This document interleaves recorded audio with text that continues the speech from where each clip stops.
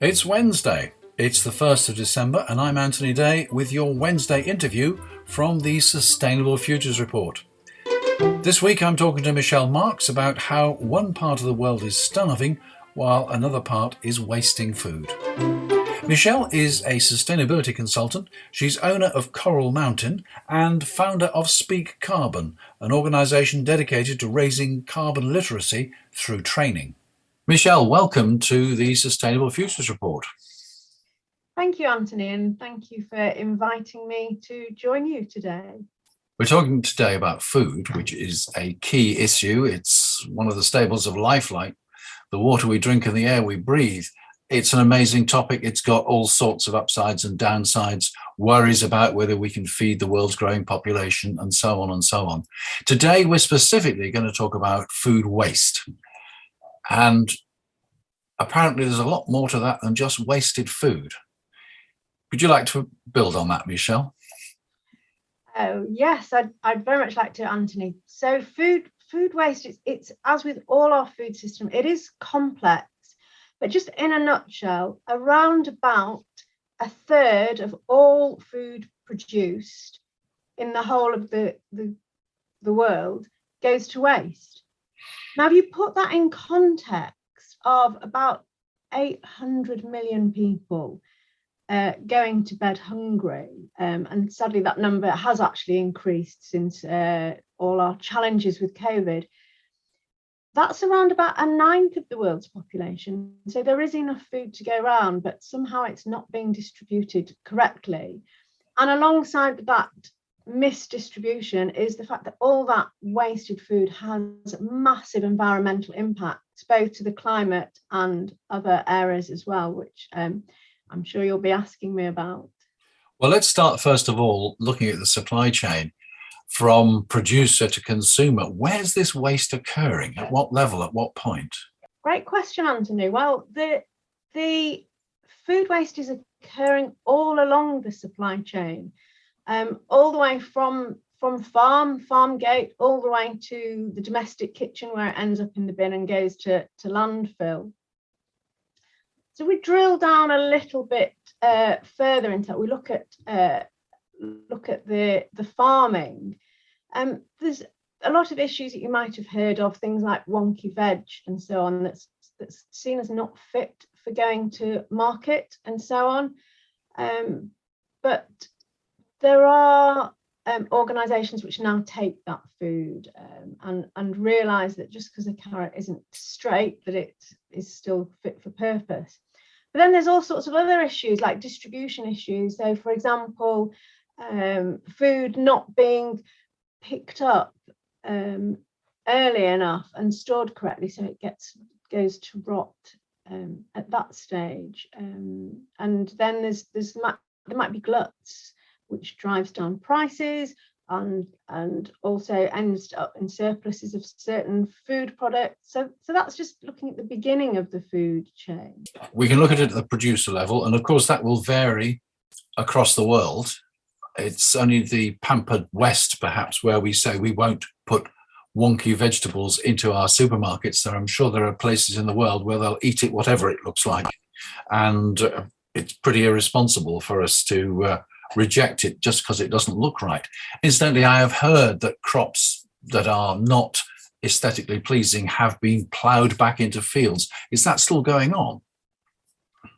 I believe that it is, yes. So that in itself is wasting food and also wasting energy and causing emissions as it gets ploughed back in.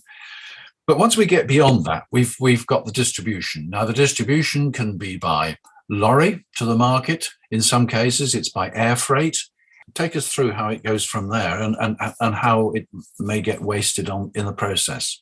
Well, if you think about, we've all been listening to things like Brexit and so on, and food trucks being held up, not enough drivers to distribute the food, can be an issue as well, which means that food that's been harvested can just be going to rot at that stage as well, which is it's quite a tragedy. I mean, it's a tragedy really all along the the system. And of course, this has financial impacts for people as well as environmental impact. Yes, of course, the Brexit issue is a very local issue as far as the UK is concerned. But apparently there is a global shortage of truck drivers, not just in the UK. So that has impacts globally.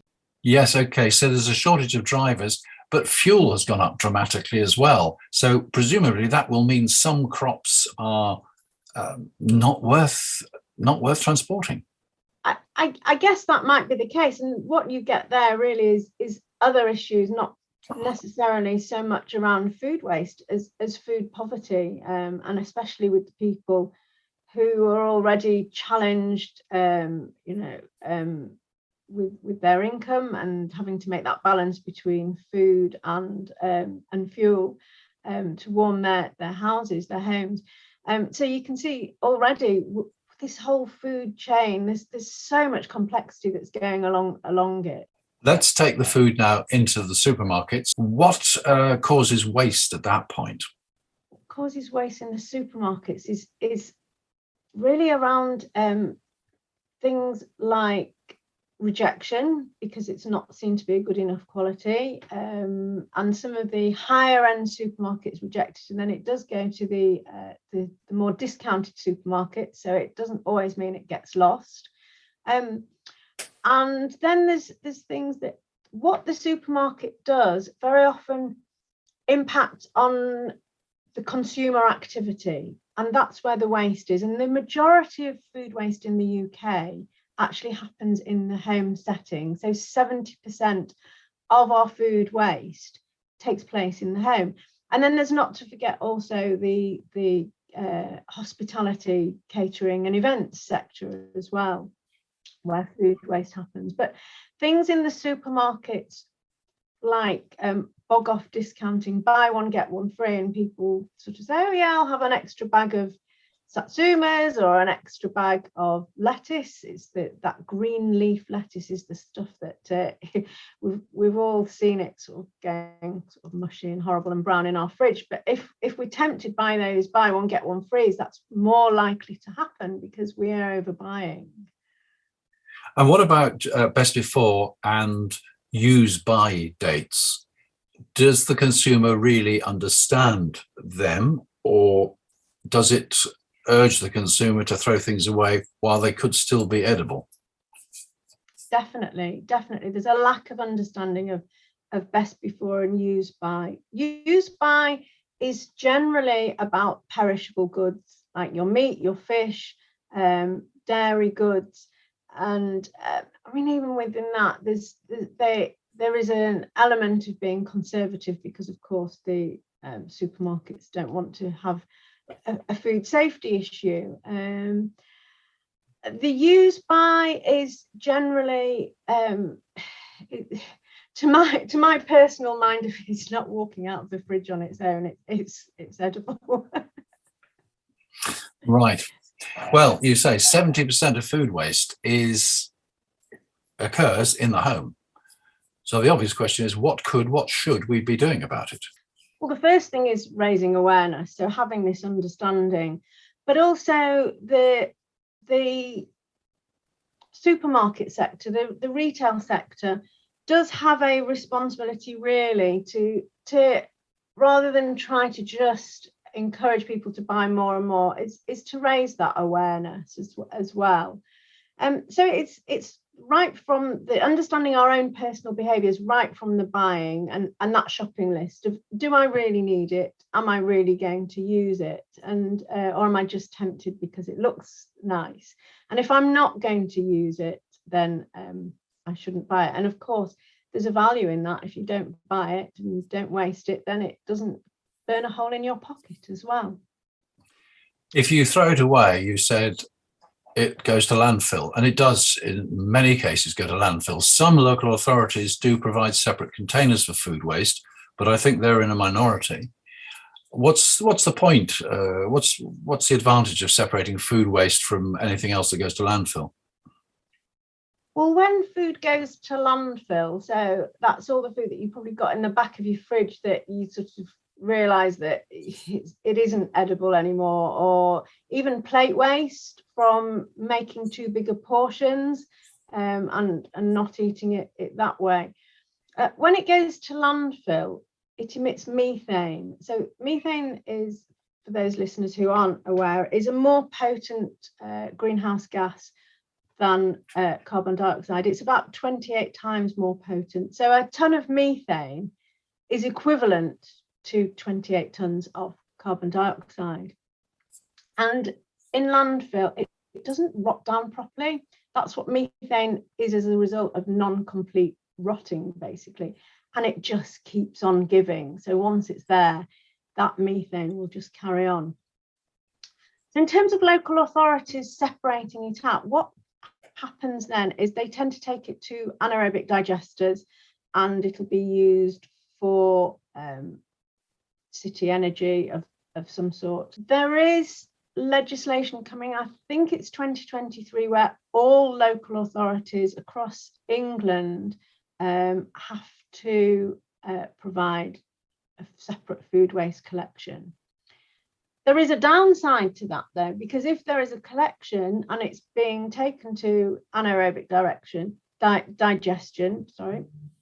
that almost creates a mentality that it's okay because it's being used. So we have to be aware that we shouldn't be encouraging behaviours of waste because we know the waste is being repurposed. Tell me about the Love Food, Hate Waste campaign. Love Food, Hate Waste campaign was started by RAP. Now, RAP originally started with what was called the Courtauld Commitment before that, and that was for restaurants and for supermarkets and any food companies in the supply chain to reduce their food waste. But out of that, which has and continues to be very successful, it's now in its fourth phase. Out of that, I think must have come from there the realization of all this domestic food waste, and it's a campaign to raise that awareness and that understanding of the issues that we've been talking about. And what's great about it is if you go on the RAP website, or if you just Google Love Food, Hate Waste, there's a lot of resources there, and they're resources to help with the understanding of the issues that we've been talking about, where the waste is coming from, but also resources to help you understand how to change your behaviours and encourage those around you to behave differently and waste less as well.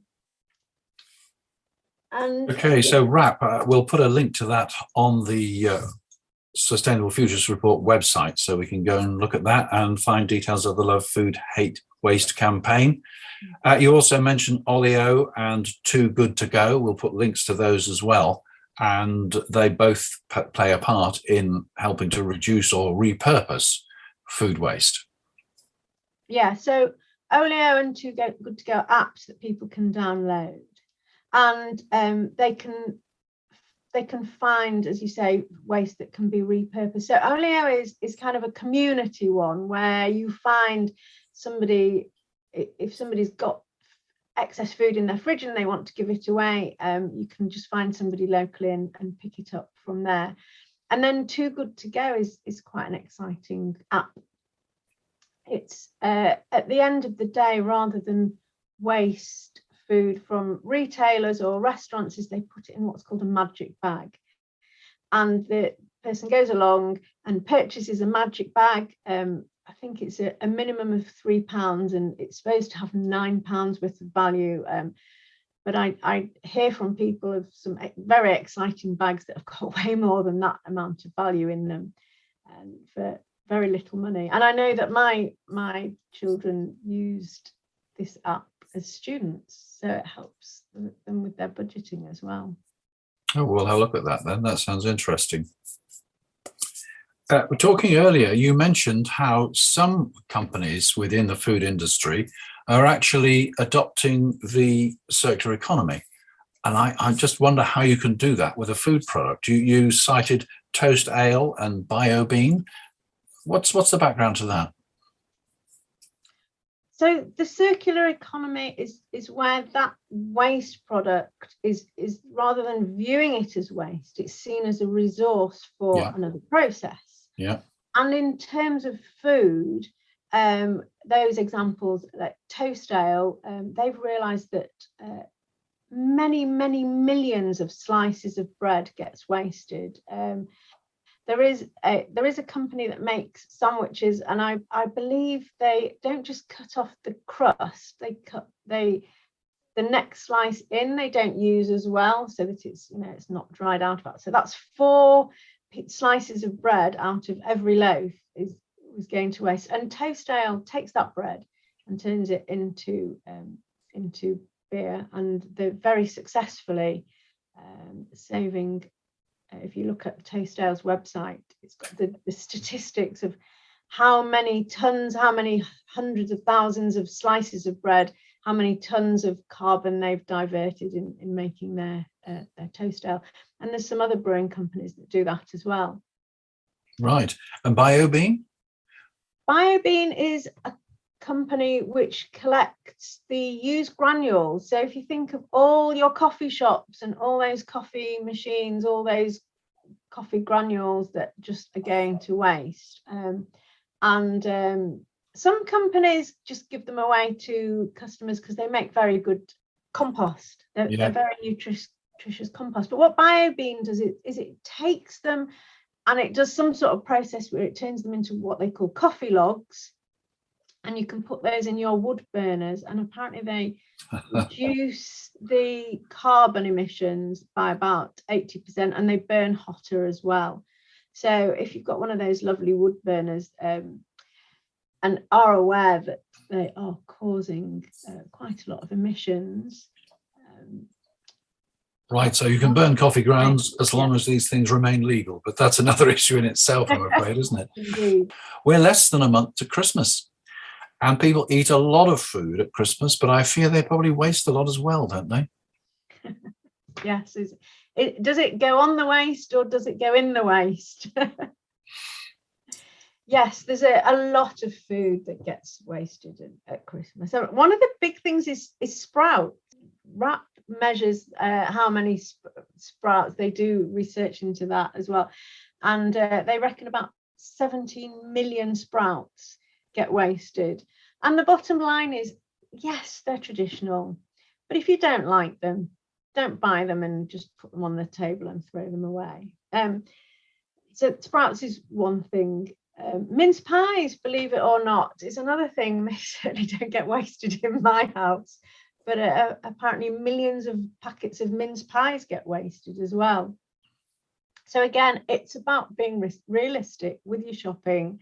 We're indulgent over Christmas, but let's balance that with a little bit of consciousness about what we're not going to eat as well. And then there's also lots of websites with lots of nice recipes for what to do with cold turkey, for example.